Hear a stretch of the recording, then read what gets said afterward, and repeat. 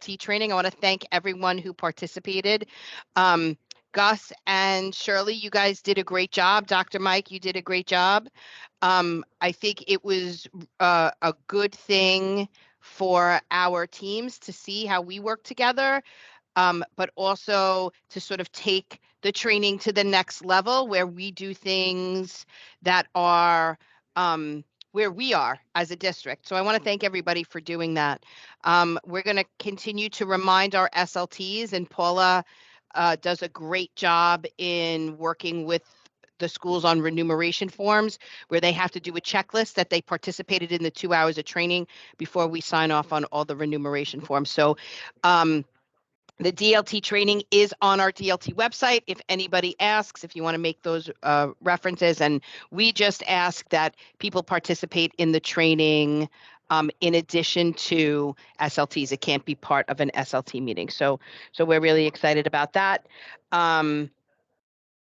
For those of you who have heard this morning, the DOE did receive a recommendation from the first Deputy Chancellor on a Department of Health update that they are making a recommendation that inside all buildings, and that includes schools, that staff and students wear masks. It is only a recommendation, but a parent-facing letter will be going out today. I can say to you, for us, and Dr. Mike, in visiting schools, there are a lot of people still wearing masks in our schools anyway. So that will be going out today, and just if anyone asks, it is a recommendation. Additionally, we want to thank Queens High Schools. Joe DiBenedetto and I are happy to announce that we have a new CEC student member. Mohammed,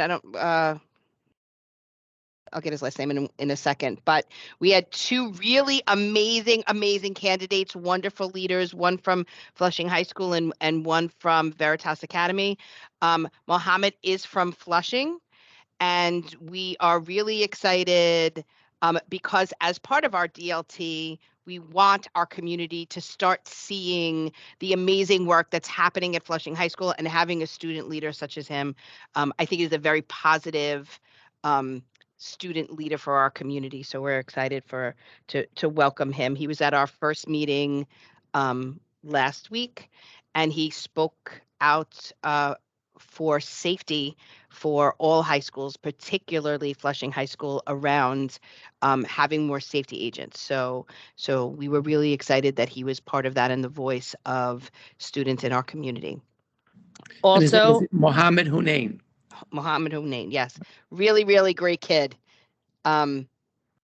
So, and he, during his interview, he spoke just a lot about the values of our Strong Root Strong Schools and the needs of our district, and he's not afraid to speak out and advocate for his colleagues, and that includes a K-8 model, right? He was able to really speak to that. The last thing I want to remind the DLT is that on January 3rd at 6:30, we have our Chancellor's Town Hall meeting. It is both virtual and in person. It is being held at PS MS 499 on Reeves Avenue, right by John Baum High School. So for those of you who are interested, Lewis will put the flyer in the chat. You can register either virtually or in person, and we are excited to be in person with the Chancellor, and looking forward to that event as well. Next, I'm going to turn the agenda over to Dr. Mike. I think we are all set with our DCEP. He's cut certain pieces of it, but you will also have our most updated copy. I thought it was on iPlan, Gus. It's not on iPlan yet. We realized that we have the what do you call it? The Word document. So we will set. They're still doing it on Word. The hope is that they'll be able to post it on iPlan. Yep. So but you have the most on iPlan. Yep. You have the most recent Word document. And as changes are made to it, we'll continue to send it to you. But really, I think we have all of our goals and action plans solidified, and Dr. D'Antona is going to go over that today. So Dr. Mike? Yeah, sure. Hi, everyone. Good morning. So the DCP, the document itself, we're in pretty good shape. There are going to be some tweaks that I have to make. I have to review all of the plan elements that are embedded in it. But let me just quickly show you a couple of things. And Gus, the one thing that I could use from you is just the demographic information from across the district. I certainly have it for our pre-K through 8. But the high school element of it, if you can share with me that part, that's the one element in here. So this is our DCEP document. I do have this highlighted in yellow. This will be adjusted with our current information.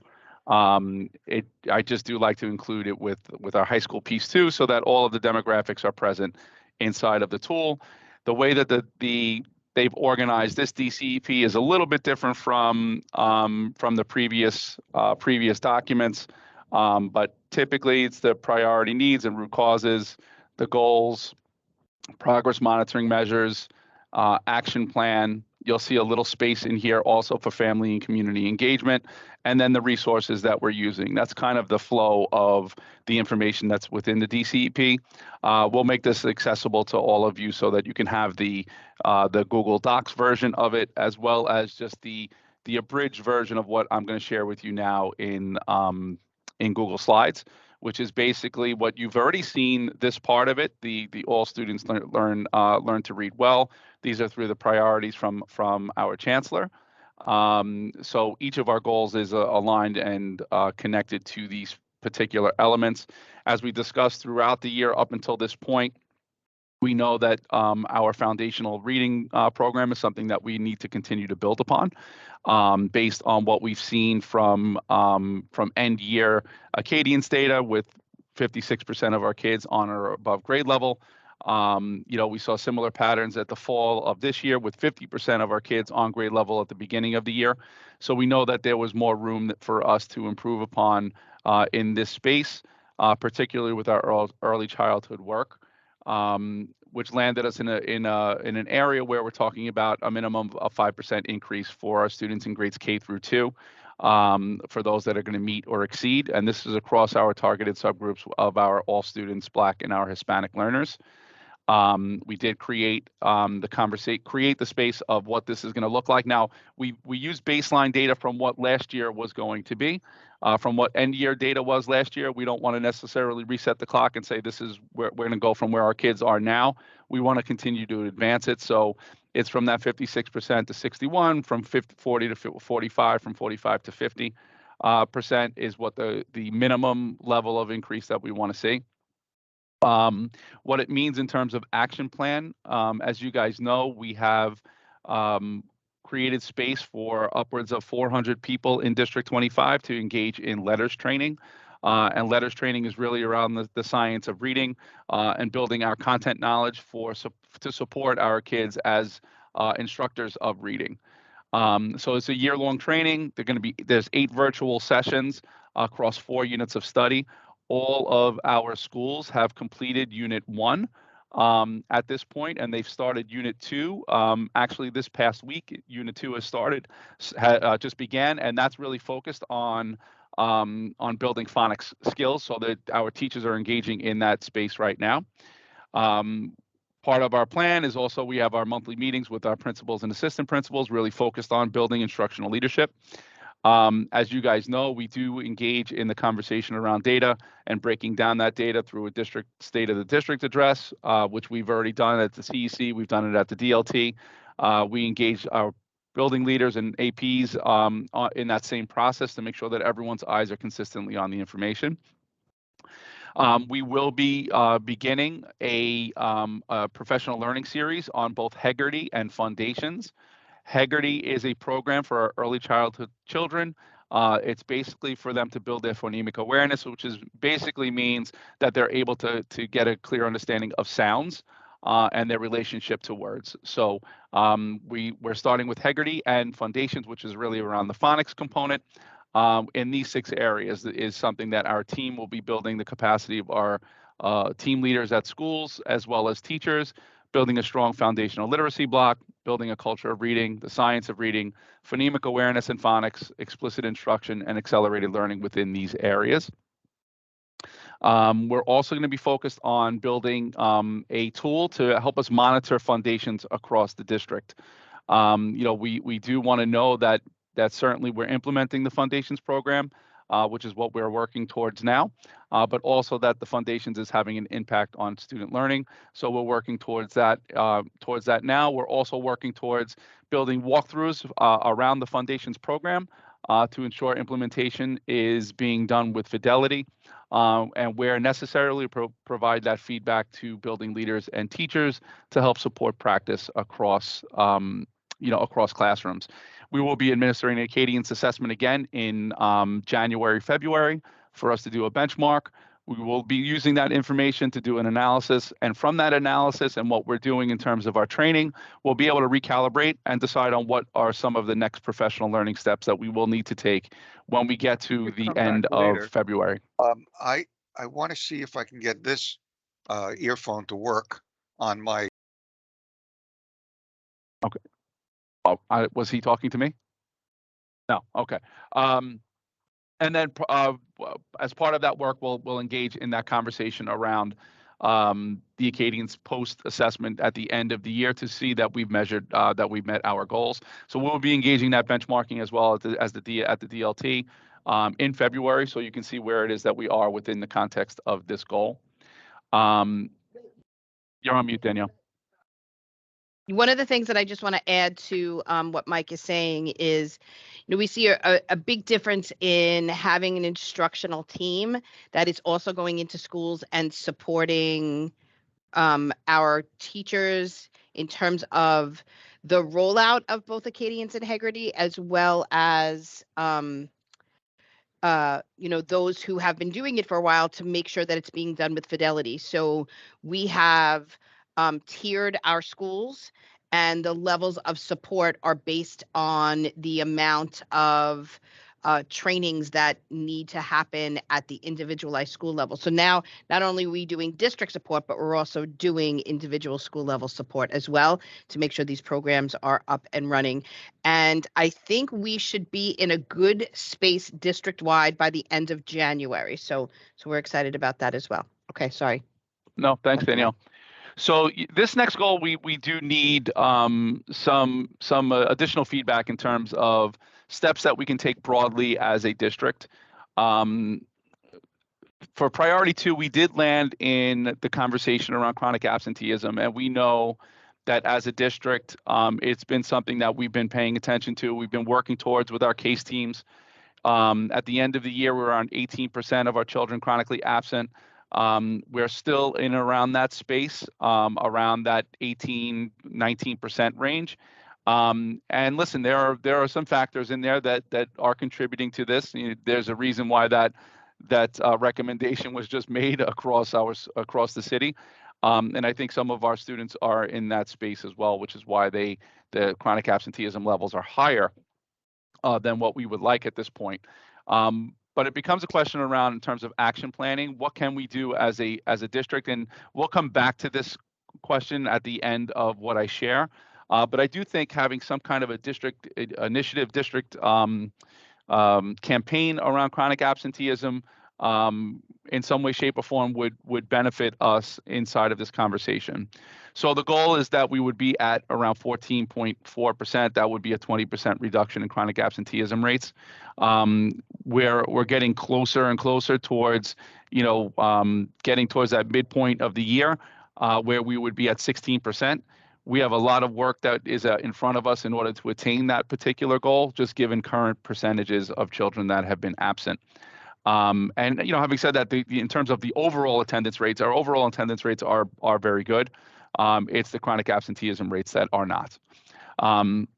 So as part of our work, meeting with our teams, our principals, APs, counselors, parent coordinators on a monthly basis, connecting our case teams. Yep. We do have Esther. Please mute. Guess not. Esther, please mute. So we have also the case teams that we have across our schools, and as part of that, we have our student services team that are connecting with with our case teams to go over the processes that they're engaging in, so that they can receive feedback and support of next steps.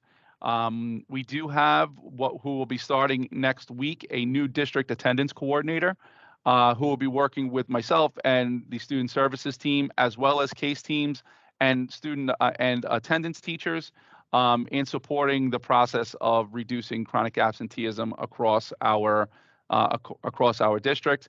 We are also going to be working with our youth leadership team to support the process of creating those public service announcements for their peers around the importance of being in school on a routine basis.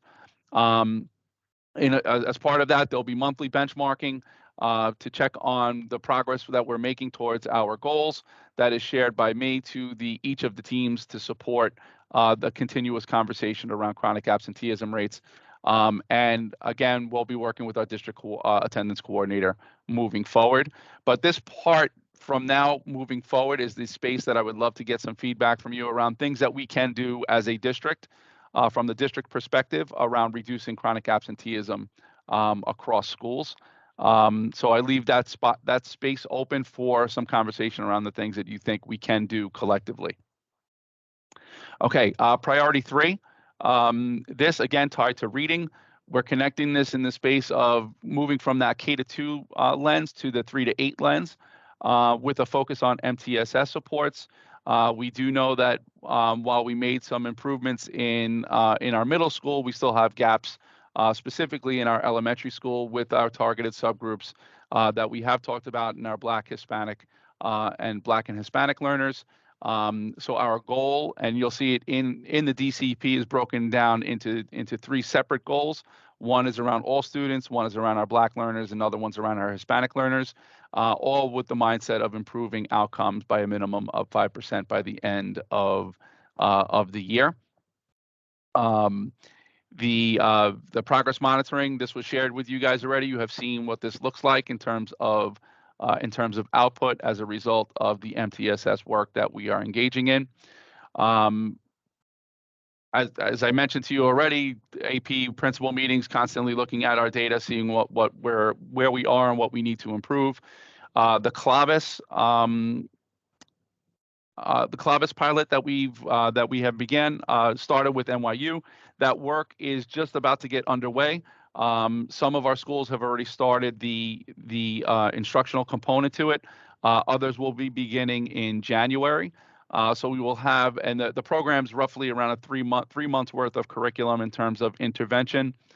So we are in the space where this work is getting underway 3 times per week for 30 minutes for identified groups of children. The one difficulty we did have in this area was the application for families was rather extensive. It was like 6 to 8 pages of a family to complete. So we did have some struggles getting the parents to engage in that spot. So it did take us a little bit more time than we were hoping, but we are underway with that pilot. Where are we? District team. Okay. We have already engaged in the state of the district. We've talked about that. We are also in the space where professional learning is going to be underway for MTSS structures, particularly around how we addressing academic, behavioral, and SEL in a full wide system, engaging in high leverage practices to support a successful MTSS, understand an outcomes-based model, best practices for MTSS, and identifying, developing instructional strategies to promote student success. That's all going to be part of our learning cycle that we're engaging our teams of teachers and building leaders in. That begins in January. Once we have gone through the mid-year cycle and looked at our data again, we will engage in another cycle thereafter, but that will be after we've gone through the analysis of data. Instructional leads and district leadership team are going to surface patterns of trend from the MOI, as I mentioned, and that will be the driving force for us moving forward from mid-year through the remainder of the school year. Okay. The college and career readiness goal, this one we've connected to Algebra 1, and speaking with Gus, we do need to think a little bit more about what that college and career readiness looks like from the elementary and middle school lens, college fairs, career fairs, those types of things inside of our buildings. The way that we've currently structured our goal was primarily around the need for that Regents readiness. If we're going to really be promoting, high school readiness, we know that algebra and having our children prepared for algebra is a significant indicator for high school and college success. So we did land in this space of improving outcomes in our Regents.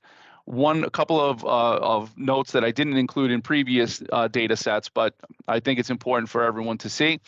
On the whole, district performance, meaning district K to 8 schools, we performed around almost 11 points higher on average as compared to the rest of the city when it comes to the Algebra 1 performance.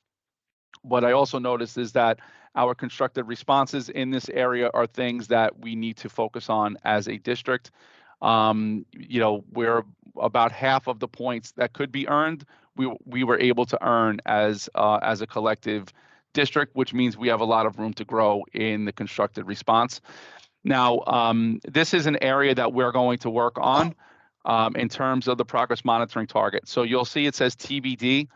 We are going to be shifting from the iReady assessment in grade 8 Regents to the MAP growth assessment for Algebra 1. And the reason we're doing that is because the MAP growth is aligned with what the kids are expected to complete on the Algebra 1 Regents in particular, compared to iReady, which is more of a growth tool that will show where are kids performing on a continuum of things, but not necessarily Algebra 1 specific. So as a district, we met with our building leaders and we engaged in this conversation and have landed in the space of having our children in the 8th grade, only the children that are taking the Regents or slated to take the Regents, be administered this assessment in January when the second window opens. So we have a clear understanding as to how they're performing against Regents standards. As part of our work, we'll be around analysis of that Regents, Algebra 1 Regents assessment. And we have connected with the central office for mathematics to begin a professional learning series dedicated to MTSS for children that are performing outside the sphere of success in relationship to Regents readiness. So this training series will be based on what we know of our kids and how are we organizing our lessons to support our students that need that additional professional, that additional support from their teachers. This will also include looking at our current maps to make sure that we do have the tier 1 supports in place for our children that need it, but also those tier 2 and tier 3 supports for children that are performing outside the sphere of success in mathematics. So this is underway. We have made a couple of adjustments just based on what we've learned. And that additional assessment we do believe is really important for us moving forward to make better decisions than what we can with just the iReady assessment alone. You're on mute. Yep. And then something that Gus had mentioned to us that I think we need to think about just in terms of what college and career readiness means to us as a district is we're tying this to our goals in so many ways, right? So we believe that if we have more students ready to take algebra, then you will not have students stuck kind of in Algebra 1 for multiple years. Students would have access to more rigorous coursework in high school, which is what we're aiming for. But then it's also about exposure to what college and careers mean.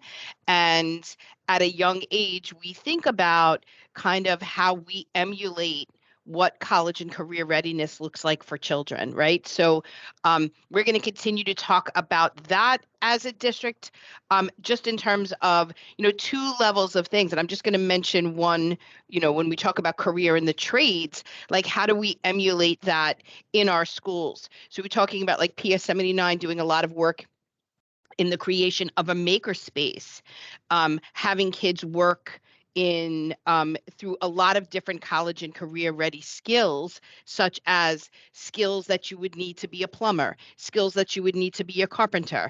There's going to be a huge shortage of trades in the next coming years. And And I think that that's important that we start considering that too. And then also sort of student facing thoughts about what college and career readiness looks like in how can we expose students to using the landscape of the community so they have access to see careers and college readiness from the community as well. So we'll be talking about that as a DLT moving forward too. So sorry. And Go ahead. if I may, everything you said also relates to the city and national emphasis on STEM, science and technology. So Yeah. math and all of these other skills, they're all interrelated. Yeah.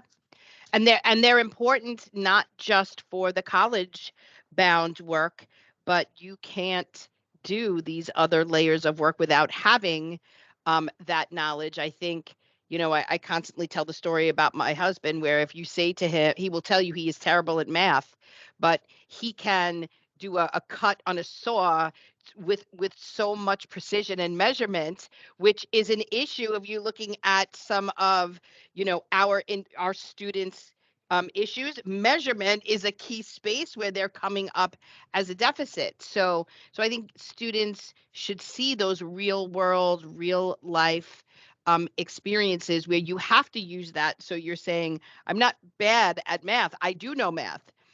It's for our teachers too. It's just how do you present this information?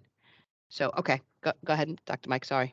Yeah, no problem. And so it brings us into our last goal, which is around family engagement. One of the things that we did see in our data was that that we did have a lower than usual, I suppose we can say, output from the parent survey. So data from the survey indicated that 72% of families responded favorably to attending a general school meeting or event, either virtually or in person.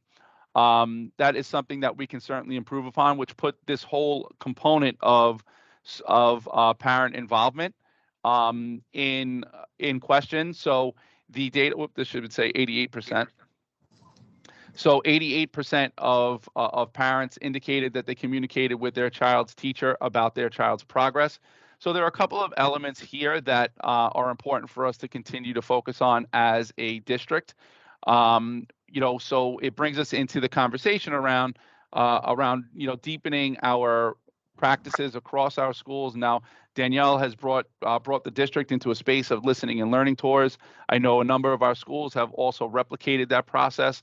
Parent chats are in existence across our schools, but it still bodes the question: how are we making sure that we're connecting with families widely and making sure that they know when events are occurring or when when they can be invited to virtual events? Because I know our schools are doing it.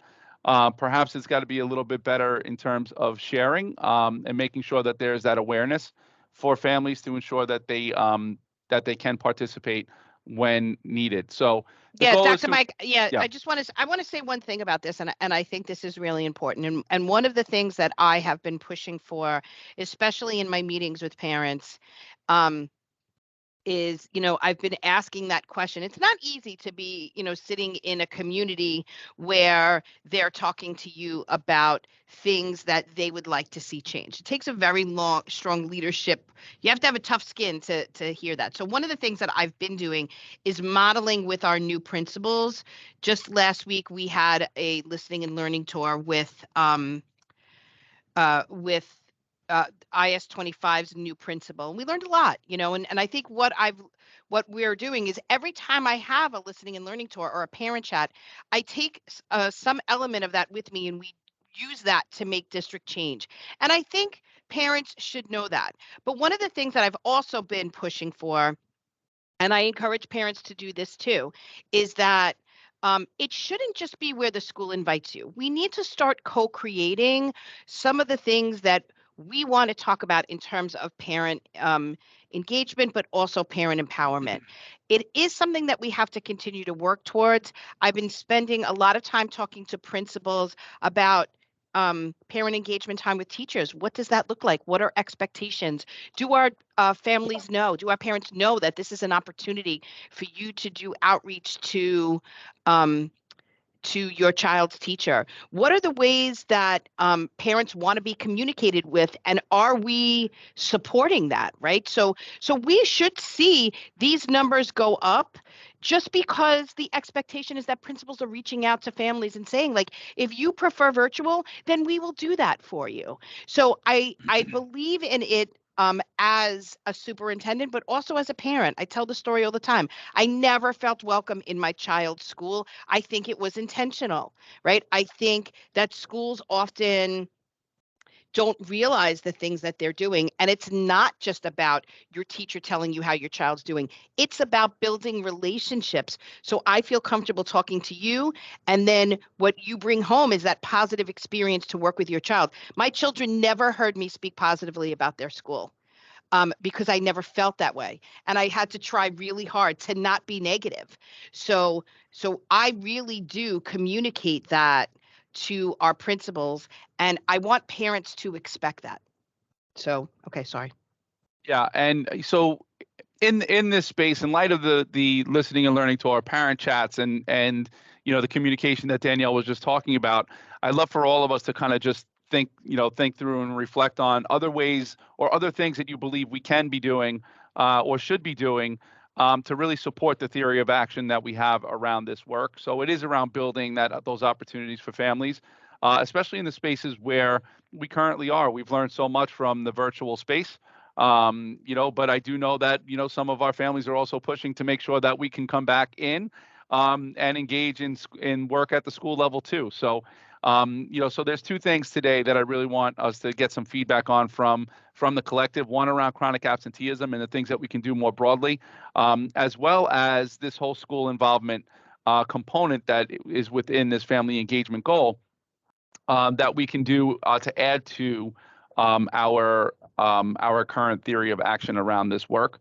So one of the things that I would like to do is create a survey, a parent survey that mirrors the one that they are getting in later in the spring, to gather some additional perspective from what our families are saying in relationship to involvement in schools.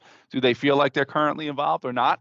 To get a little bit more information in relationship to that. So that will be coming out shortly. If any of you have any recommendations around questions that you believe I should ask, other than those that are aligned with what the school survey often asks, please let me know. I'd love to get some of that feedback too. That information, would love to connect with our President's Council to get feedback from you guys in terms of the parent survey as well. So once that is complete, you guys will have access to it. As well as to build an inquiry around this work. So what are our families saying and what can we do differently as a district? So, engaging in that conversation both at the DLT, but certainly with our presidents from President's Council to gather some of their feedback as well. From that survey, gathering the information and making decisions based on what we've learned. All schools engaging in the emphasis on getting feedback from their parents in their own community around how are we improving upon parent involvement in our buildings. And then from there, engaging in that opportunity for all of our families to engage in the New York City School Survey, again, to get some additional perspectives to support decision-making in 23 and 24. And that's kind of a rundown of our goals from priority 1 to priority 5. But would love to open up just for a couple of minutes, if that's okay, Danielle, just to kind of get some perspectives around chronic absenteeism and any other thoughts that our members, if you believe, would be important for parent involvement as well. Does anyone have any comments, any thoughts? Joe has his hand up. Yeah, I think he's having a hard time with So his. I keep getting knocked out. Can you hear me? I don't even know if I'm okay. So about chronic absenteeism, I think parents need to understand what exactly that means, because originally I thought if my child was sick twice a month, it was not an issue. So I think you need to, they need to understand the severity, what chronic absenteeism means and how easy it is to fall into that category.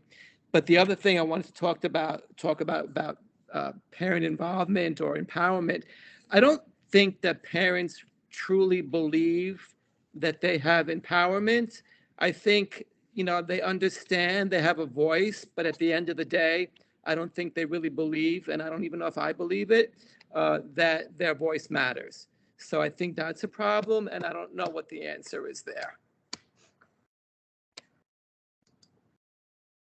That's what I have to say. Yeah, thanks, Joe. Yeah, thanks, Joe. And I think it's important for us to talk about that at the district level, and then it's equally important for schools to talk about that at the school-based level, and I think it's also about education, to talk about what parent leadership really means. Like, what do you come to the table with? And that means that you bring ideas, you're willing to have open lines of discussions, and the parameters by which we work in, and I think sometimes that whole idea gets lost in conversation. So the other day we had parents talk about Gamma from IS 25, and it, what came up was that I had to have a conversation with all district principals to basically say, Gamma's up and running. Here's the flyer. We need to talk to parents about how to log in. So, I think if they knew really the impact and the voice that they had, and we need to do a better job at communicating that to them. But I see, Shirley, your hand is up also. Yeah, so first I'm going to address the chronic absentee. So Joe hit it about educating, but not also just about sickness, about taking vacation. Oh, I think we lost Shirley too. Yeah, Shirley. She froze. Yeah. Yeah, Shirley, you're frozen. Oh, wait. Yeah, you want to turn your Yeah, camera off? Sometimes that Yeah, helps. try turning the camera off, Shirley. Sometimes, yeah, just the bandwidth, sometimes it helps. Yeah, Joe keeps getting kicked out too. Guess it's a good thing we're going to Zoom, huh? Sorry about that. Joe, All right, try guys. turning your camera off too, Joe. Maybe that'll Yeah. help. Okay, got it. So, Thanks. yep. So while Shirley's kind of getting back in, we'll go to Rachel.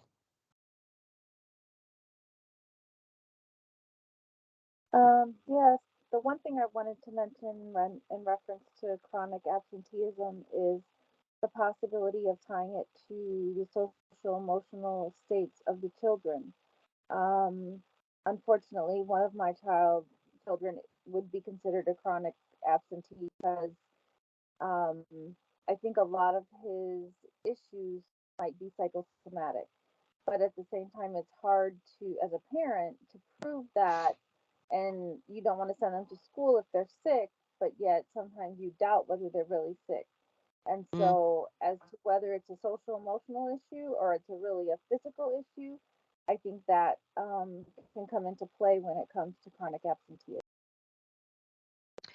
Yeah, I agree. And you know what, Rachel, that topic comes up a lot. And I think it's really about opening up lines of conversation at the school level for parents to say things like that. So if I remember as a child, and you remember too, and sometimes I was like, I'm just going to say I have a stomach ache so I don't have to go to school, right? And I wasn't sick. So I think it's one of the things that we have promoted across the district is to really show the difference in student learning when you're looking at chronically absent children versus not chronically absent children. And I will say to you, as I say to small community groups as well as our principals, 18% is almost 1 in every 5 children being chronically absent. In my presentation to the community to say it is the new national crisis. It's the new national crisis. We have to get kids back in schools. So, and Shirley, something really interesting, and then I'll turn it back over to you, is our high school chronic absenteeism is off the charts. So I think that's something we need to talk about as well. I mean, we have just the percentage difference between District 25 and some of our high schools is huge. So I wanted to turn it back over to you, Shirley. Thank you.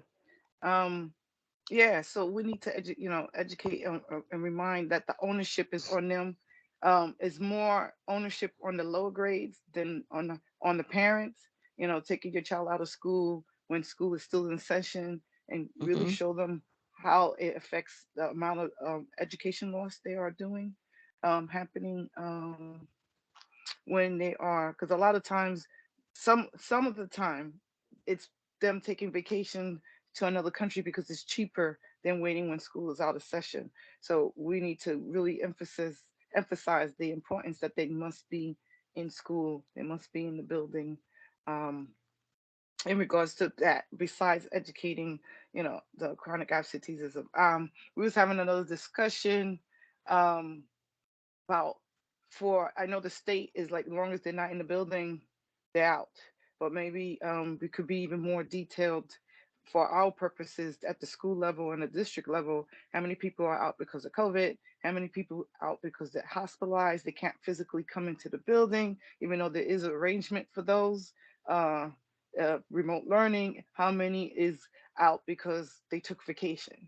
you know, so Hmm. to be a little bit more diligent on why we're being absent versus, they're not in the building. So we know they're absent because they're not in the building. So we need to know where they are. If they're not in the building, where they at. And that the same thing for high schools. So, Yep. and it stressed the importance for them as well. Yeah, But I and think that's. that you have to talk to the high school student more so. Hmm. Yes, the parents, but I think more so the students about the importance of being in the building. Yeah. Coming to class. And that's the work of our case teams too, that each individual school has a team where we um, hold them accountable for that exact information that you're talking about.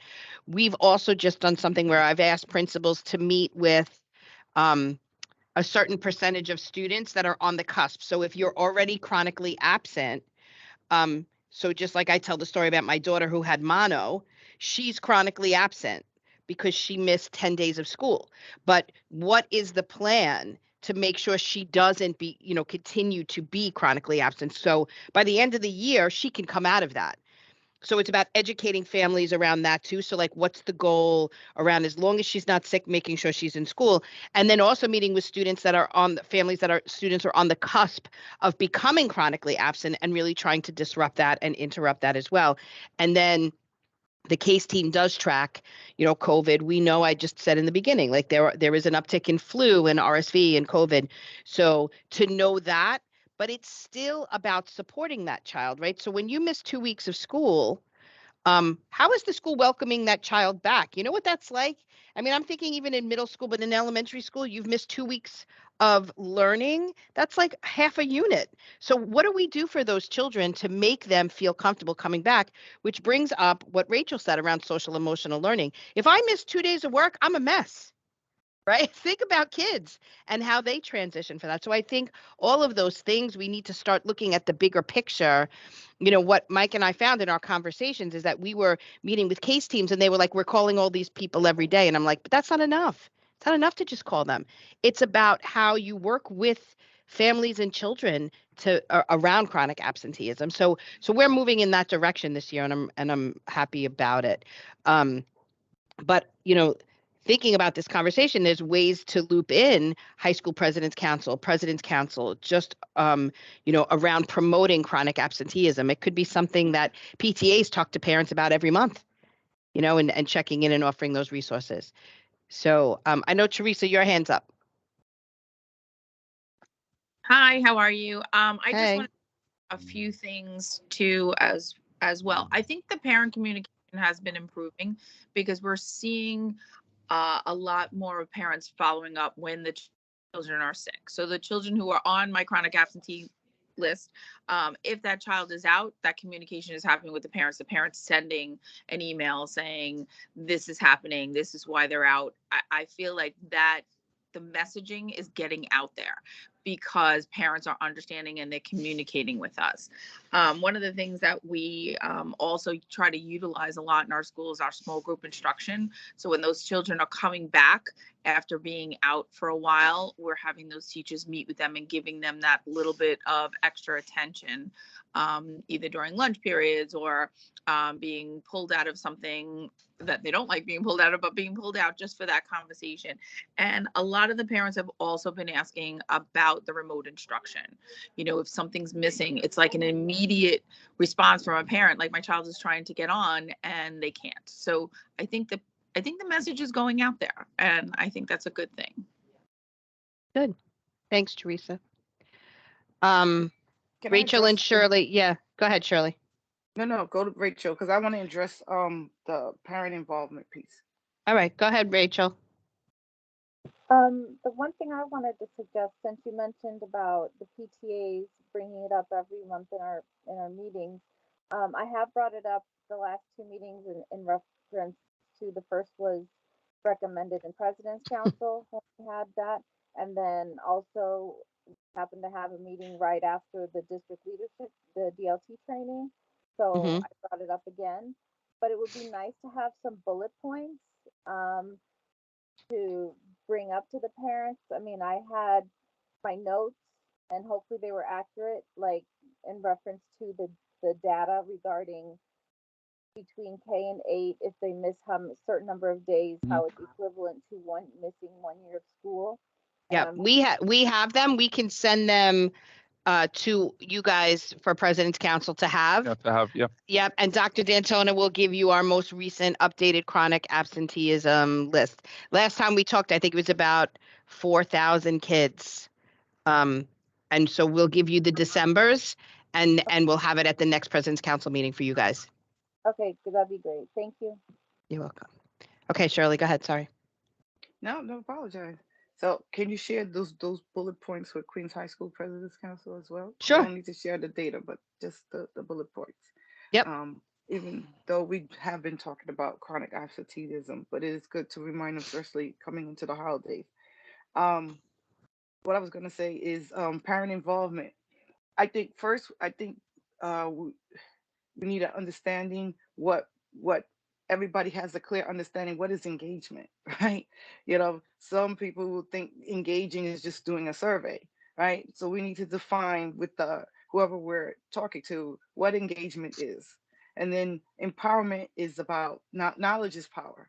So a lot of times parents are not getting the information to articulate, to make informed decisions because they didn't get the information, whether not at all or not in a timely manner to make a decision that would affect their child's education or a pathway, or to actually give input, you know, in the conversation. And I think the second piece is to make parents feel like they're empowered, like having a conversation like we are having now, having actually a conversation and not being talked to, right? And then we heard your point last time, your suggestion, but why we were not able to implement it, blah, blah, blah. You know, you're giving back feedback, or you made a really good point and we're going to use it to do XYZ, or through our conversation, this is what we came up with and this is how we're going to go forward. You know, just acknowledgement that you actually listened, you know, and not just hear what was being said, but actually listen. Some kind of acknowledgement, even if you're not going to take the suggestion, because a lot of parents don't want to say anything. Oh, they never do what we want anyway. So, but just a form of acknowledgement that we actually listening. And I know sometimes you actually do use suggestions from the parent piece. So that also will help make parents feel more empowerment across the board. Yeah, and I think it's something for us just to even considering widely. I think, you know, we have you know, parents certainly like yourself, Shirley, and you know, and Rachel, and so on, that are consistently involved, consistently having their voices in a space where they can be heard. I think when we look at it from the district wide lens of parents in general, it's how do we make sure that those opportunities are visible enough. You know, are things that we're sending through you know, through Dojo or Remind or our website, are they actually reaching, our families? Are they connecting with them? Those become some questions too that I have. And you know what, Dr. D'Antonio, you know what I would have loved as a parent? I'm a parent leader, I'm an educator. I would have loved for someone from my kid's school to call me and say, we'd really like for you to be part of this meeting. Yeah. We feel that you would have a voice. But they intentionally didn't call me because they didn't want me to say anything, right? So I think, and kind of like what Shirley says, like parents know that. It's not a secret if a parent doesn't feel comfortable coming to the school, or if a parent has a voice and it's not necessarily widely accepted. So I think that that's true. It's like, how do you also welcome in and work alongside your parent leaders to say, like, I want you to be part of this conversation. So if parents don't necessarily feel comfortable talking to me, they can come and talk to you. I think it's more of it's how do you create a warm and welcoming environment for parents that will then also lead to the kind of conversations that we're talking about, right? So, and I think we have that here, where it's like, we want parents to really have a voice, and then what does that look like in each individual school, at each individual school level, to talk about things like, let's start with the conversation about chronic absenteeism. When we talk to parents about chronic absenteeism, they're not happy with us, right? They don't like the letters that they get. I tell the story about that one parent that was like, I am well aware that my child's not in school. They're sitting next to me every day. Like, and a lot of the ideas that we got about transitioning kids back to school during parent engagement time, having a teacher call their child and say, I miss you, can you come back to school? That all came from parents. That was all things from like a parent perspective. What do you want? And you know what? It works. It changed the culture of how we are addressing chronic absenteeism. And you're right, Shirley. Like, we can't just tell people about chronic absenteeism. It's about supporting. It's all right. So if your child is, it's one of the parents said to me, it's like so nice to hear that the superintendent's child is chronically absent, which is not good, but it is because it opens up a conversation to say, like, that's a human side of life. Sometimes they don't look at schools as like human entities, and so to be able to be open and honest and say that, and I think we can get better at that, and it is something that we want to work, and we're using chronic absenteeism in our DCEP as the platform to open those conversations. But the models that we're creating, like me supporting principals in having these meetings, that could be used for any situation, but we're using it in the DLT for chronic absenteeism, and I think it's a great place to start. So Attendance Works has on their site, they have 5 elements that kind of lead to improvement. One was engaging students and parents. B was recognize good and improved attendance. How are we recognizing improved attendance? Monitoring attendance data and practice, provide personalized early outreach, and then develop programmatic responses to barriers. So, one of my wondering, so we have been doing that outreach to students and parents. Whether or not that is enough in terms of those calls, it's something that Danielle's already kind of raised. But something that I was also leaning on in terms of also some next steps is that whole recognition of, good and improved attendance. Is there a way that we can or should be doing that even from the district lens and the district perspective, so that when we are seeing kids that are improving their attendance and our attendance rates are getting better, is there a way that through the district perspective that we can also join in that conversation? And that's certainly something that I would love to hear anyone's perspective on too, in terms of how do we recognize kids when they are improving and are making those efforts to come into the building and be part of our school community. How do we do that in a cohesive way? So just a couple of things that were on my mind that I would love to kind of add into an action plan, moving forward, especially because we're going to have a new attendance coordinator to assist. We can really start building even more and more in this space. But, does anyone have any perspective on that? What do you think around in terms of, incentivizing in some way, shape, or form from the district lens? I don't know what anyone thinks about that. Yeah, Mike wanted to do like a district-wide, let's see who has the most improved attendance. We probably go broke on rewards, pizza, whatever it is. But yeah, he's thinking about doing like a district-wide campaign. Yeah, Rachel. I definitely think it's something that would be well received. For example, recently I had a parent reach out to me asking, what has been the attendance rate in our school? Unprompted, because she said her kids keep coming home with, you know, illness after illness.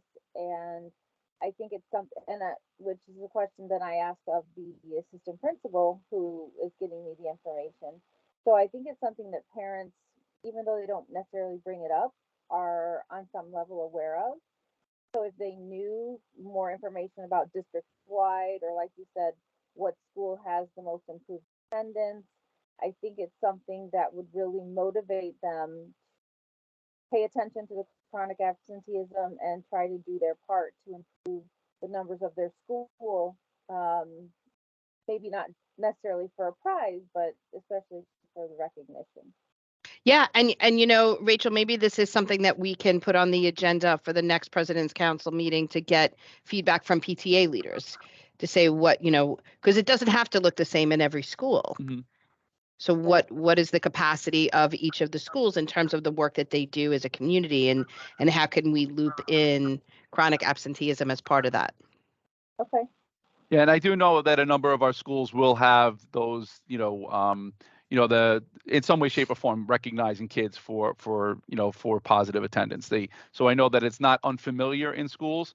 I think it would be just a way for us to kind of organize that a little bit more on a larger scale. And certainly, President's Council will be a great place to have that combo for sure. Yeah, and the other thing that we've been talking about too is, so we have some schools that are at 33% chronically absent students, right? So I've been working very strategically with those schools in saying but we also have to be realistic. So our midway is 18%, which I don't like, right? I don't like 18% either. But I keep saying to principals, instead of looking to get to zero, let's do monthly increments where you're moving towards 18. Right. And then when you build that culture, you move in that direction, because it's not realistic to expect a school to be at zero, but it could be realistic for me to say, I want you to go down 3% in the next month, and then 3% again, right? And keep doing that by pushing your attendance, chronic absenteeism agenda. So I think it's also about where each individual school is and what's reasonable, and then also capturing schools like Bell Academy that are only at 9% chronic absenteeism. Mm-hmm. Like, what are some of the things that they do, and how do kids feel? Interviewing students to say, how do you feel about this? You want to talk about smaller settings and small classrooms. Bell Academy's got the squishiest classrooms I've seen. That's why they're doing the expansion we're really excited about. But it's, that school in itself was an elementary school when Bell Academy first got in there. So the classrooms are a little bit smaller. And but to really talk to students over there at Bell Academy and say, what is happening here that makes you want to come every day? So there's this balance that we are working towards in the district, to not just say, let's inform parents that their child is chronically absent, but it is also some of the things, Shirley, like you said, parents taking their kids on vacation has a huge impact on chronic absenteeism. And long vacations, monthly vacations, that is a big problem as well. And I know it comes up a lot. So, okay, Teresa, did you want to say something else, or did you, I see your hand just went down. It was the old hand. Okay. And Rachel, did your hand go back up, or is it the old hand? Nope, my hand went back up. Okay. I was thinking another benefit to recognizing the improvement would be, generally we just recognize perfect attendance, which, like you said, sometimes that's not always possible. I mean, especially with COVID, or like your daughter getting, was it mono? I don't remember. There are times when people are going to be absent, but if we encourage the improvement of the attendance, as opposed to only recognizing the perfect attendance, where kids may still come to school sick just because they want that perfect attendance award or recognition, I think it would have a positive impact over the school, as opposed to just recognizing the perfect attendance. Yep, great idea. recognizing attendance in a attendance growth in some way without letting the whole community know a child was chronically absent. Right? So, Yeah. how do we do that? Right. But maybe we can do by class, most improved attendance in whole class. So yeah, okay. So are there I had any two. other? Oh I had yeah, two go ahead. Go ahead. ideas. Yeah, I mean, just jumping off of what Mike was suggesting, it's always about systems and structures. Um, Having a district organized incentive system with, not that everybody does the same incentives, but suggested incentives for, that schools could choose from, and other kinds of structures, I think would be a good thing and would be helpful and would go, when it answers the question, okay, what is the district plan for improving, chronic absenteeism and attendance, system wide in District 25. So, I know it's easy for me to say that, but it might be something to work towards in terms of structures. Yep. The second thought I had was it saddened me to hear about Danielle's experience with her school. One thing that I was impressed by in my travels, and I've been to a lot of schools all over the city of New York, and Shirley might think it's a dumb idea, or I don't know. I'll just throw it out there. Is I was impressed by principals. We all know how busy principals are and how stressful their job is.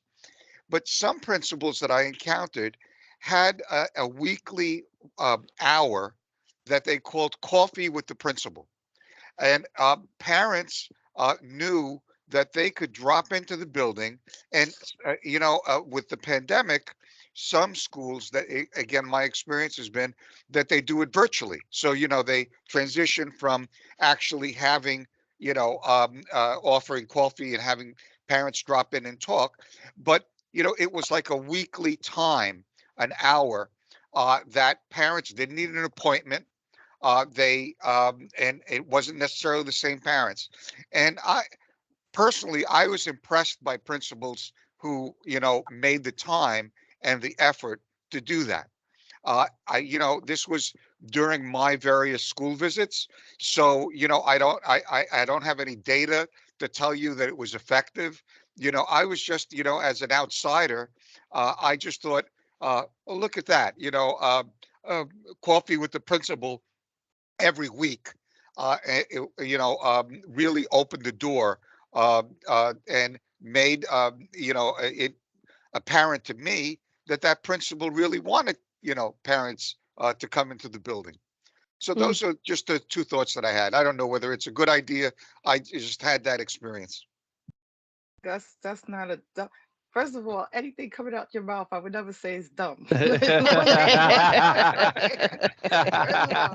but that is a good idea, and it worked for some schools, and some schools are doing that, or have a regularly engagement with the parents and families, which Mhm. is always a great idea, because a lot of times parents are feeling that they're not being heard or they're not wanted, like we've been discussing, and that is a way, our superintendents or the high school superintendents are doing the same thing, right? Coffee with the soup, kicking it with Van, they having different ways, they calling it different things, but having regular engagement with the families, and not just parents, not just the caregivers, the legal guardians, but also with students, makes a whole lot of difference as well. So they can have that kind of conversation also at home. Yeah, um, the best story that I heard was talking to the students, um, when I was at a school where I asked to meet with chronically absent students, and I was like, listen, like, let's just get real. Let's talk about what's happening here.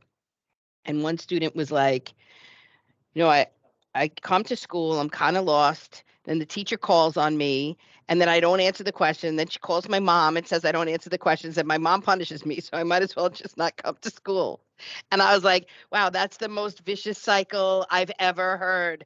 I was like, we have to break that cycle. Like, that was his whole mindset. Like, if I'm lost and I'm not going to be able to be successful, and I'm going to get in trouble anyway. I might as well get in trouble at the end of the market quarter, which is what he said. He's like, why do I got to get in trouble on a daily basis? So I was like, wow. And I think that's really what we need to start doing more of. And so thank you for this conversation, because I think it's an important one. Before we move forward to Gus, does anybody have any other questions or concerns regarding any of the other goals and action plans? If not, you could take some time to read it, give us feedback. I don't think the final DCEP is due until January. So January 8th.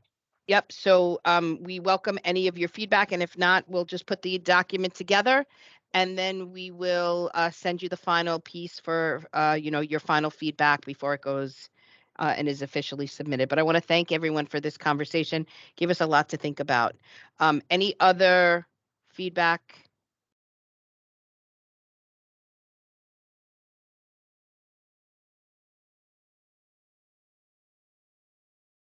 Well, you can, yeah, look at the percentage growth that last year that was, or last month that was an issue. So just guys, if you kind of want to check that and follow up with that, make some suggestions, you could send the email directly to.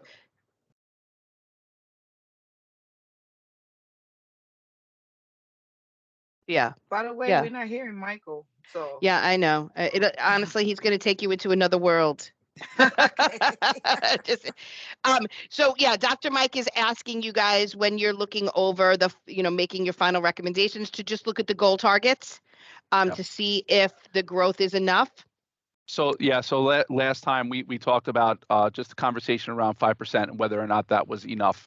And I had shared that typically we base it on patterns and trends over time, like historical patterns and trends in terms of growth. But there were some recommendations around whether or not we would want to increase that. So between now and our next session, that's a good space to have that just that kind of internal dialogue, and then we'll be able to make any adjustments if you feel like it's not significant enough. Okay. All right. So Gus, I will turn the meeting over to you. Okay, let me do the updates first, and then I'll share my screen and talk DCIP. In terms of the updates, CEP, the superintendent has certified all of District 25's CEPs, and they should start to get posted, ladies and gentlemen. So, give it a couple of a week or two, and start looking for them on iPlan. And if you don't see them posted, let the district know, and I will ask iPlan why that's the case. But congratulations, not all districts have 100% certification. So, kudos to you. It's been your reputation to get everything done on time. The last report I got was that about half had been certified in the city. So we're ahead of the game already. So that's on CEPs. And of course, one thing to look for in terms of the CEPs that are posted is the progress monitoring piece is going to be coming up soon. And so principals and everyone looking at those CEPs need to think about, okay, what did they say that, the mid-year monitoring was going to look like, and how is that taking place at the SLT level? So that was part of our training as well. So SLTs are all aware of that. The second update is in terms of federal accountability and state accountability and so on. I know that the district is you have a DPAC person, sort of, and working on a I think another election has to take place because of an issue they came up with the current person, but the alternate is in place there. At least that was the last conversation I had last week with Esther on this. So your DPAC structure is in place. In terms of state accountability, we're all waiting with bated breath for the state to announce what identifications they're going to make. And that's going to take place sometime after January, either late January or early February. We have an inclination, and your APAs have been going through training as to how they're going to go about making these identifications. What the city has come up with is a kind of a 1-year plan, and they're making the terminology has changed somewhat in terms of what they're calling the improvement schools. So that's coming, and I anticipate that once the announcements are made publicly and the state makes everything public, I will I'm sure have a PowerPoint and inform the DLT as to what that looks like and how it impacts District 25, like I will for all of the districts, and all of my colleagues will citywide. Um, on the DCEP, it's come up. I mention it because it came up at one of our previous meetings, and I know that Shirley emailed Sharon Rencher about it. The whole high school separate DCP piece is a new initiative of the current administration that every high school superintendent has to include all of their schools in the geographic districts that they may have citywide. So I personally was able to cajole, get a hold of Sharon at a rare person-to-person meeting and talk to her about it. And I also mentioned it to the superintendent. I'm mentioning it to all my superintendents, is that my expectation is that structurally in January we would invite any high school superintendent that has schools in a geographic district to share the section of their DCEP that relates to that geographic district. Now, obviously, Superintendent 2 has the majority of the schools, and that is sort of institutionalized already in Queens North and in our meetings. But the new input, either in January or February, would be something that we would have to put a kind of a structure in place to have that information shared, and whatever feedback the DLTs as well. So that's that piece. And in order to make sure that my thinking was not out of whack, I spoke to Sharon, about it, personally, and she told me yes, that's that's a good structure going forward, because obviously it's new and they're working things out with this new structure and interaction citywide. So those are the updates that I have.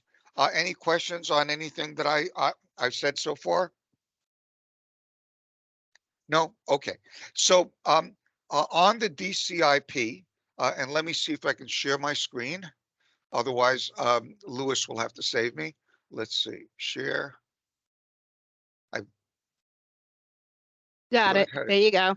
Okay. And then overview, here it is. Can everybody see that? Yep.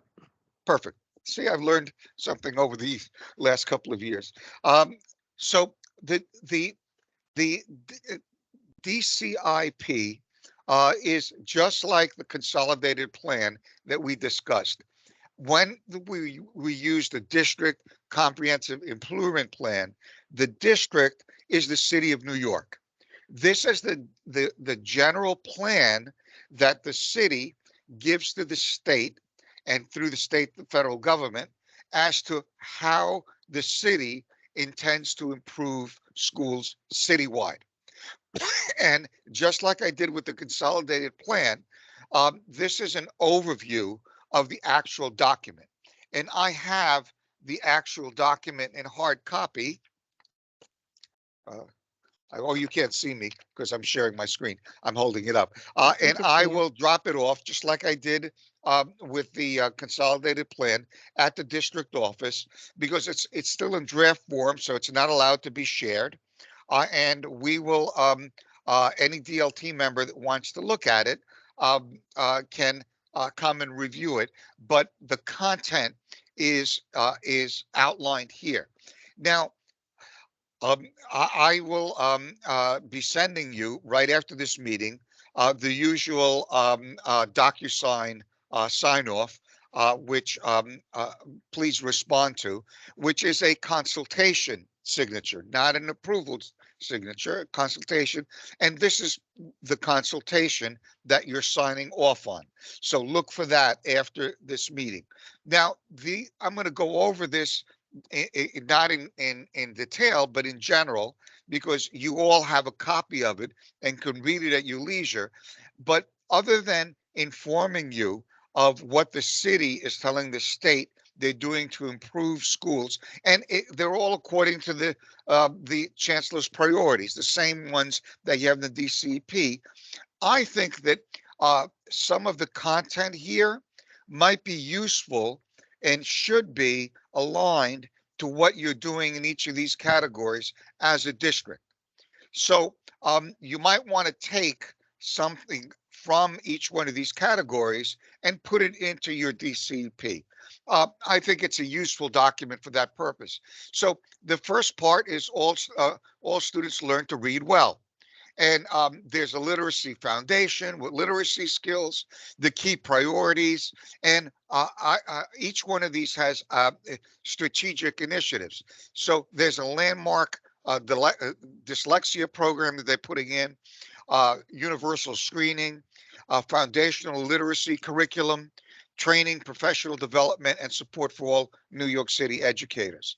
And the details of that are in the actual document. So when you're addressing your literacy section, you might want to, refer to something here in terms of these priorities or these key initiatives. So that's then the other one is the social emotional piece about being safe and supporting schools and students' emotional health, the vision for advancing whole child well-being. Again, you see there's a care initiative milestone here that has these pieces to it. And then there's program initiative outcomes, increasing student attendance, what we've just been talking about, increased targeted interventions and support, improving school climate, cell competencies, expand student wellness initiatives. So again, these are general ideas that you might want to also refer to in your action plan for District 25, because these are the citywide initiatives. All students have a high quality academic experience about teaching and learning, strengthening core instruction, improving literacy and math, investing in developing high quality educators, increasing student access. These are the key strategies that they're talking about. And up here, there's some narrative about some of the data and ways they're going about organizing all of this. As I said, you can read it at your leisure. And then having career and economic security. This again is one that the chancellor has talked about quite a bit, and you'll see here in these bullets all of these initiatives and ideas, and effective college and career awareness, expansion of durable college and career readiness skills, acceleration of post-secondary, building high quality and college pathways, and they have some apprenticeship and so on. A lot of this is high school, but again, how it articulates to elementary and middle schools is what the thought process has to include as well. The next one is to redesign the system, and also about parent engagement. And you see again some narrative about parent empowerment, and then partner with empower communities in planning and decision making, building trust, improving human resources and customer service, etc. So they're kind of general, but again, it gives you some ideas. And uh, the actual document has more details that the district might want to consult and pull from in terms of the DCEP. And so you have all of this. Any questions or comments? And as I said, I have a little visual on DocuSign. If you want me to, I can throw that up and show you what it looks like. It's very short. Just to remind you what DocuSign looks like, you get this, you click on review document, and then there's a drop down. In this one does not have, you have to write in on this one where what your representation is. So look for that. The signing document looks a little different than the last one that you saw, and then I'll gather them together and give them to Central. Any questions on on the DCIP information?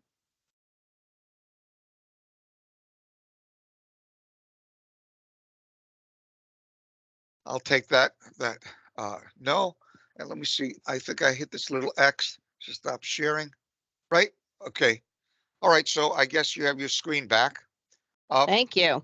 Take a look at the document and see if anything occurs to you at your leisure, folks, and how it relates to the action plan and district goals. Okay, great. Thanks, Gus.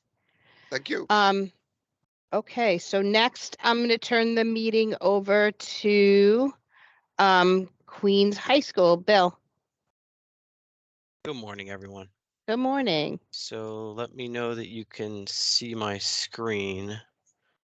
Let me do this. Does everyone see the report? All right, great. So I'm just going to kind of walk us through here. As we've heard lots of people say, the superintendent is doing multiple venues to increase parental support, as well as to make outreach to schools and communities. Part of that is the superintendent's advisory, which is held on a monthly basis. And these are the next dates for the advisory: December 15th, February 16th, April 20th, June 15th. I guess that's every other month. And during the superintendent's advisory, the DCEP will be reviewed with parents and stakeholders. So they'll have a chance to weigh in on what we're drafting, what we're currently working on. Another piece of information is the town halls. The next town hall will be on March 2nd, and the next one on June 1st. We have QR codes to make it a little bit easier for people to access the meetings and just to use technology. We also have family forum meetings. So the upcoming dates for the family forum would be December 20th, January 31st, February 28th, March 28th, April 25th, May 30th, and June 27th. I do know that this is D25, but I wanted to share some good news for Aviation High School. I'm going to see if I can make this play. It may play, it may not. I don't think it's playing. See if I can come back to that. We are also updating and revising our district logo. So we have a logo competition for our students. There are multiple logos that each school has designed. And now we're asking people to take a look at the designs and to vote on the best design. So that's currently happening now. The deadline was December 19th, so fast approaching. Some good news for D25, Veritas Academy. Here attached are some photos of students that are participating at the Yale Model Congress. It was a 3-day event last week. They had 23 students from New York City, and 10 of those students were from Veritas Academy. So way to go, Veritas. It was the first time participating, and the students passed 7 of the 9 bills that they were presenting, and we're very proud of their involvement and their participation. It's an excellent photo. We're going to go to the next piece. So this tells you a little bit about what they actually did at the Yale Model Congress. The Yale Model Congress was founded in 1993 by a group of Yale undergraduates who hoped to foster an appreciation for American democracy in high school students and inspire them to be active citizens.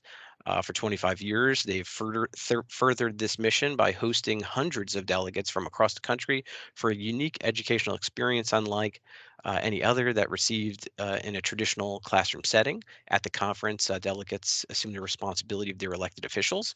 They attempt to address their nation's most pressing issues. So this is something that we really want to highlight and encourage students to partake in. So again, congratulations to our Veritas students.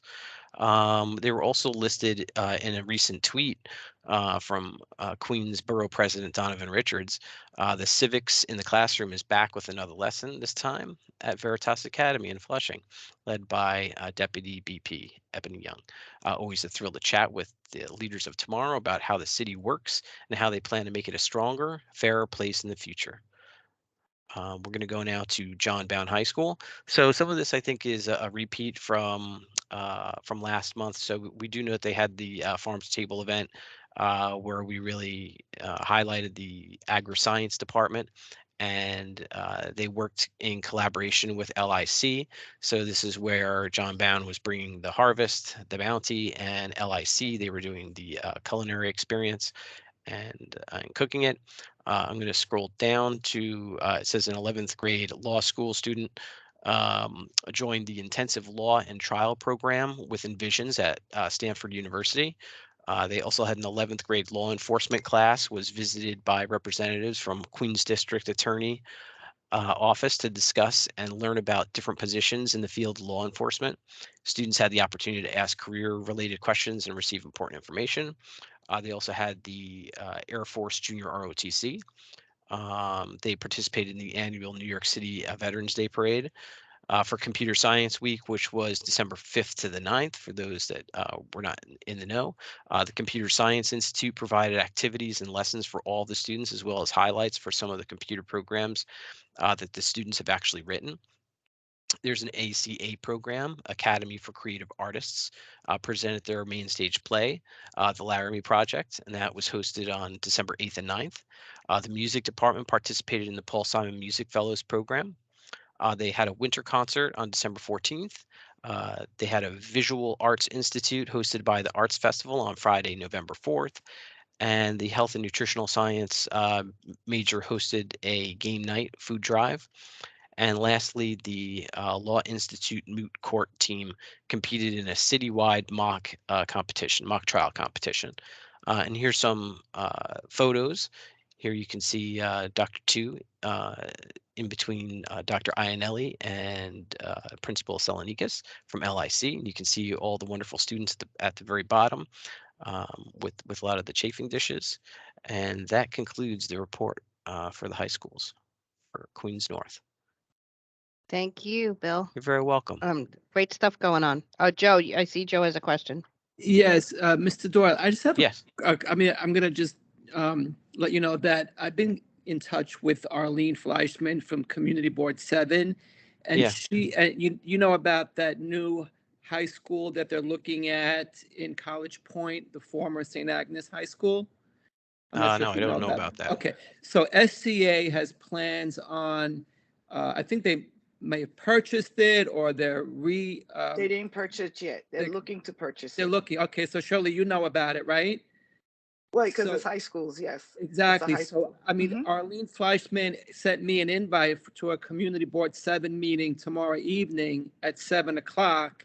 She wanted me to advise our superintendent, but I explained to her it's high schools. So Yeah. I think, someone from CCHS should really be attending, as well as Superintendent too. I mean, I'll be there, but I'm going to Mhm. tell you that Community Board 7 has in the past always with the CEC, Mhm. told us they don't want schools. I mean, they speak for schools, but the minute there's a school in their neighborhood, they're going to jump up and down and make a big problem over it. So, I mean, I'll be there tomorrow night. I just hope that somebody, maybe Superintendent 2 will be there, or somebody from CCHS will be there, so they could speak, on behalf of the community, because they may just turn around and tell me, like, you're not authorized, you're CEC, you're not CCHS. Got it. So Mhm. I'm sorry, Bill. I would That's say all right. you Yeah. forward that invitation to CCHS, right? To make sure they have it, but I think they should have it. Forward that invitation to CCHS. It most likely probably be one of the Queens rep or the president. The Queens rep will attend, or the president, which is Karen Wang, but her school, she represents Manhattan. But they need to be there. But that's for all the CECs, the community boards. They usually tend to, like, especially if it's a high school, always. But I think the problem with the DOE is they don't engage them from the beginning, and to tell them. Anyway, we could talk more about that So detail. But yes, it's in the that's chat. The meeting info is in the chat. If you see it, thank you, Louis, for putting it up there.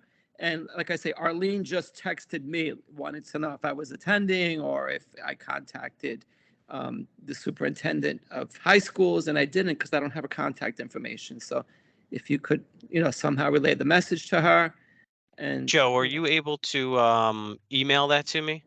I can. Because I I'm mean, not able to open that I'll link for some email it. reason. Yeah, Yeah, I'll Lewis. my- email it Yeah, to Lewis everyone. can send it to you. Perfect. I'll send it Yeah, to the entire DLT, just if anyone's interested in joining. perfect. Thank you, Louis. I appreciate it. Yep. Thank you. Thank you, Joe. No problem. Thank you, Joe.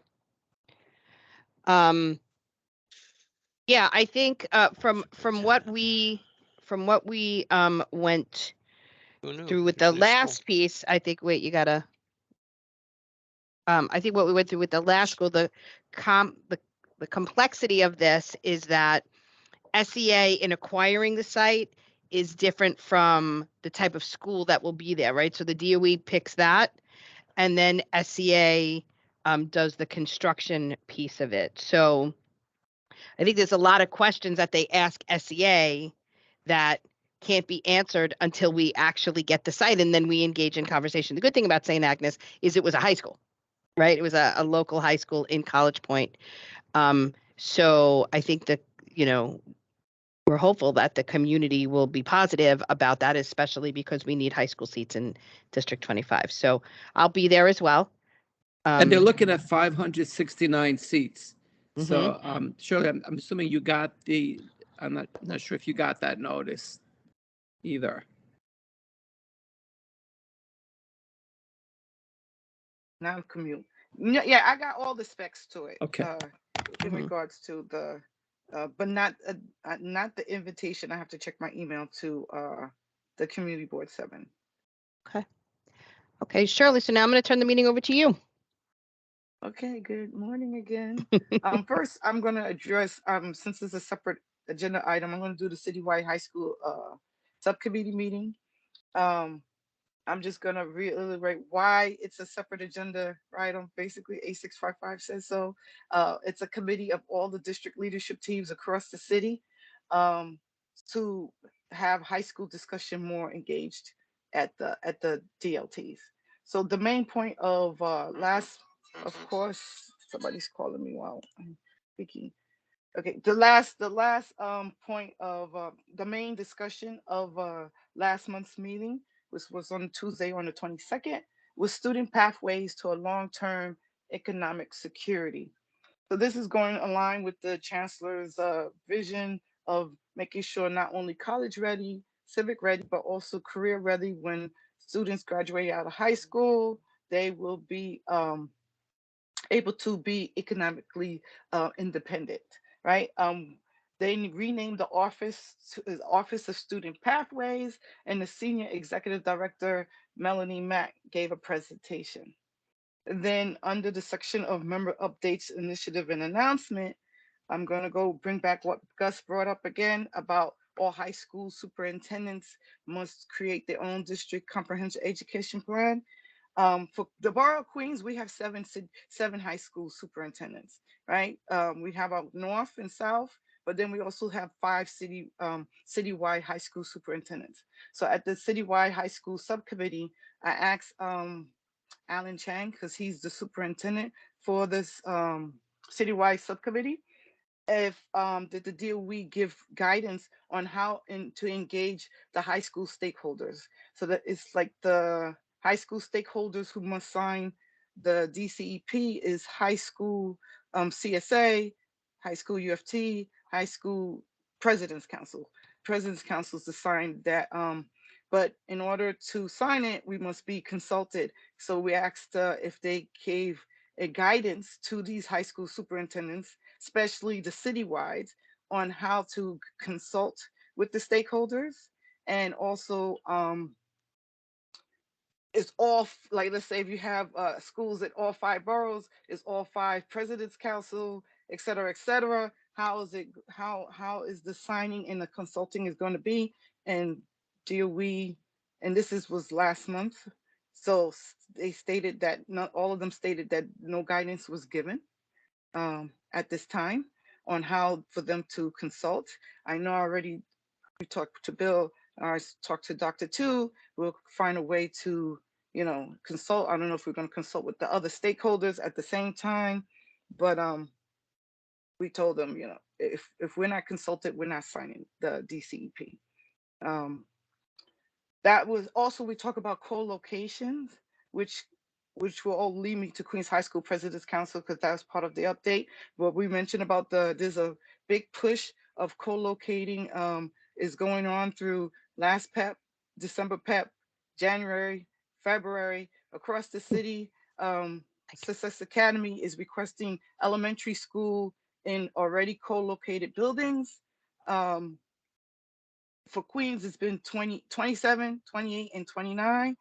For 29, both campuses are high school campus. They want to put a K-4 in the building, which is already co-located. Also, one of the campuses has a District 75.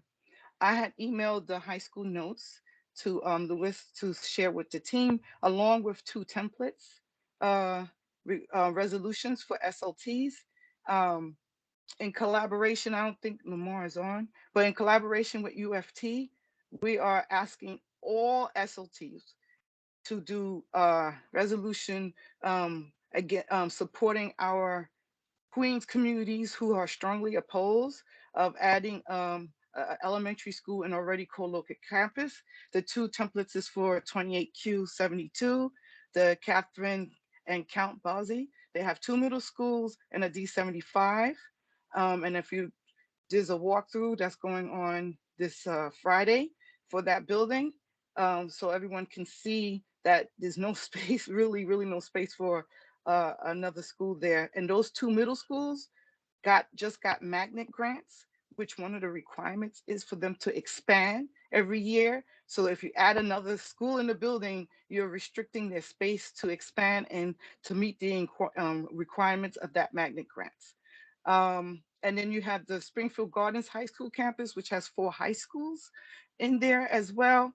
The students are planning to do a walkout on Friday as well, in opposition to adding Success Academy at K-4 in the building. They also need room to grow. There's already 4 schools located, and in co-location, everyone is sharing the gym, the cafeteria, the lunchroom, and then the sports. Each school can't have individual sport teams because of this not enough space. So it's a one campus team. So that is all these factors. So we're asking each DLT also to do a resolution in support of these co-locations. So that goes into the Queens High School President's Council update. So again, you I'm didn't not- send, Shirley, you didn't send that to the DLTs, right? I'm going to send them to Lewis right now so they can look at them. Yeah, I sent it to Lewis and yourself. So everybody, because Oh, I sent so it to Lewis, all. yeah. Yeah. So I Lewis, sent it I to put you it. make? I put it. I put it on in the folder. Okay. It's online. Yeah, all the Okay, good. documents. So Okay, yeah, just want to make sure so we're everybody has it. asking for solidarity here, and in regards to that, to support our Queens communities, even though it's not this district.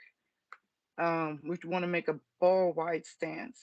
Queens High School President's Council meeting is tonight. It's a hybrid meeting. We're doing a holiday celebration. We are having the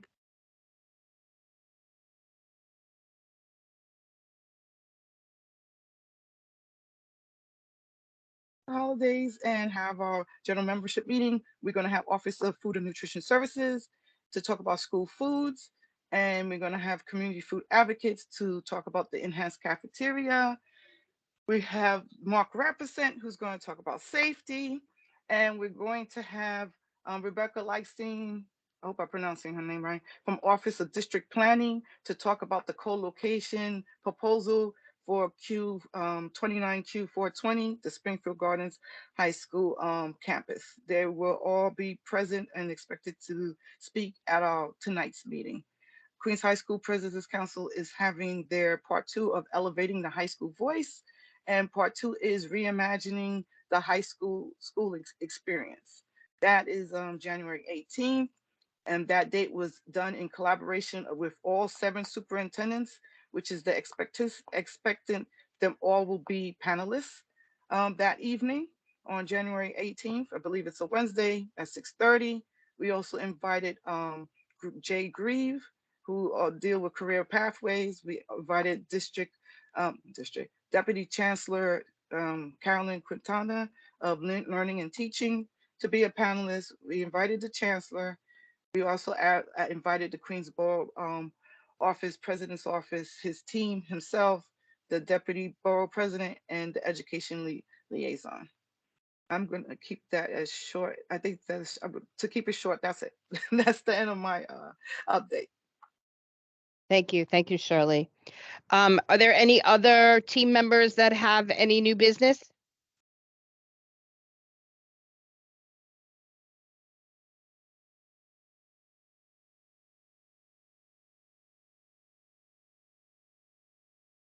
Okay. So with that, I would like to make sure everyone has just a wonderful and amazing, restful holiday break. Our next DLT meeting is on, let me just double check. I just put in the chat. January 9th. And if everyone is in consensus, we can end the meeting before 11 o'clock. Woohoo! Anyone object? Anybody want to wait until 11? Okay. All right. Have a great holiday, everyone. Have a great Take holiday, care. everyone. Take care. Bye. Bye-bye. Bye. Stay safe. Holiday, everyone. Yeah. Safe, everyone.